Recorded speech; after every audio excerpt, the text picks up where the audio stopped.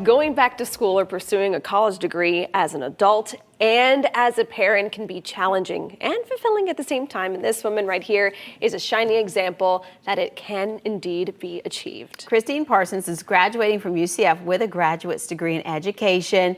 Seeing her children get the right education is what inspired her to pursue a career in one. And we are so happy to welcome Christine Parsons with us this morning. Good morning. Good morning. Congratulations. And thank you. Thank you for having me. What a big weekend. You know, we were talking in the green room before the show and you said, you know, I wasn't the traditional student, which, you know, I said traditional can be boring. So tell us about your background and how you ended up here today.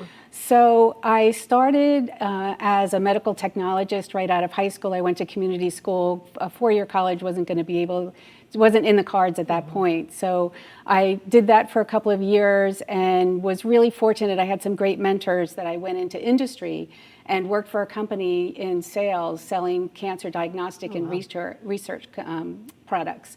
So that was great. That was my career. It was wonderful. I got to travel all over the world, and it was, for the education that I had at that point, it was really amazing. I always wanted to go back and get a bachelor's degree, but I was working, and then I got married, and then we had children, and life sort of took over there. Once I had 3 children, my husband and I decided that it was time for one of us to stay home, and fortunately I was the one that got to do that. And then we had another child too. So I have 3 boys and a girl. And next week, actually, we're celebrating our 31st wedding anniversary. Wow, so that's happy exciting too. Lots of celebrations. Yeah. And so you were saying, I'll continue that. So once my children were in school, I got involved in the schools a lot, working alongside their teachers. I have 2 children that have learning disabilities, highly intelligent children, but they had learning disabilities. And so I had to really work hard with the teachers and work with the schools to make sure that they got the education that they deserved, because I wanted them to have every opportunity, as every mother does. And when it comes to women, you know, we put off so much sometimes and sacrifice for our family. You know, how have you been able to inspire other people to, you know, get back into some of those goals maybe they put off, or, you know, dream new dreams? Yeah, so that happened for me when my daughter was starting high school. I kind of saw that my whole life at that point had been involved with them, and that in 4 years she was going to be off in college, and I was not going to have a lot to do and a lot of time on my hands.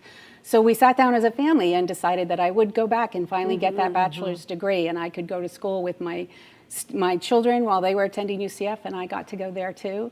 And so when she graduated high school, I graduated with my bachelor's degree in education. And I chose education because being involved in the schools, I could see what the need is really in schools. There's a huge need for really good educators, and I think it's everyone's responsibility to make sure that we do something to fulfill that need. And can you tell us about the UCF's Tony Jennings Exceptional Education Institute, because that was also a vital part of your story. So while I was doing my undergraduate work, I got involved in research. I wanted to find out about how education research is designed and how it then is applied in the classroom. So I worked with some researchers that are now in charge of the Tony Jennings Institute, and then they've hired me back now. So I'm program manager there, and we do a number of different things. We serve the community of children with disabilities and their families. And it could be any disability, from physical disabilities to learning disabilities to intellectual disabilities. And so what we do is we have 3 pillars that we live by. We serve the community by having community programs. We have a behavior analyst clinic where families can come in and we can help students with behaviors.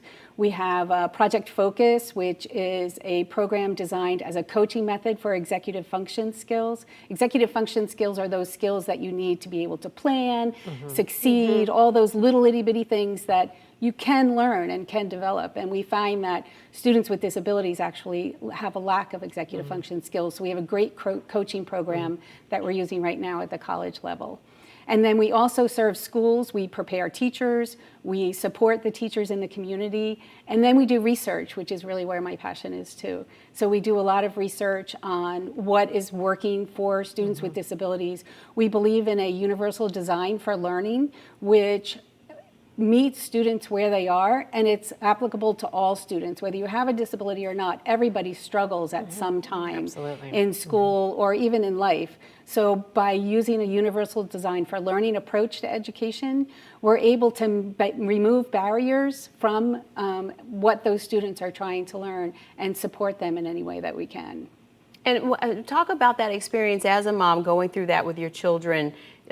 3 of them had learning disabilities, correct? That journey of figuring that out and finding out what works for them. What can you say to encourage other moms going through that or trying to work through that right now? Yes, it's difficult. It was very difficult, especially early on when my oldest son was diagnosed with an auditory processing disability, which at that time, even the teachers didn't know what that was. So it was a lot of work on my part to find out what it was, and then to educate the schools and the teachers. They were very supportive, but they didn't have the tools or necessarily that my son needed. So we went to outside sources. I went to the local universities where we were living at that time, and found out a lot of information about what it was and how to treat it. And since then, I've met a lot of people who also struggle with auditory processing disabilities and other learning disabilities. And it is really difficult, but I would say don't give up. Work with the schools, work with the teachers, reach out to the experts, and don't give up. No child should be left behind because of a disability that they have, because most students with disabilities are twice exceptional. They're highly intelligent. And I always say, what are we as society losing if we don't support these kids? We don't know who's going to be the next Einstein or who's going to be the next developer of some new technology that's going to save us all. So it's our responsibility to really make sure that they have the tools that they need to be successful. Well, thank you so much for being here this morning and Thank sharing your you. story. Happy Mother's Day. Thank you, you too. Congratulations. Thank you so much. Thank you.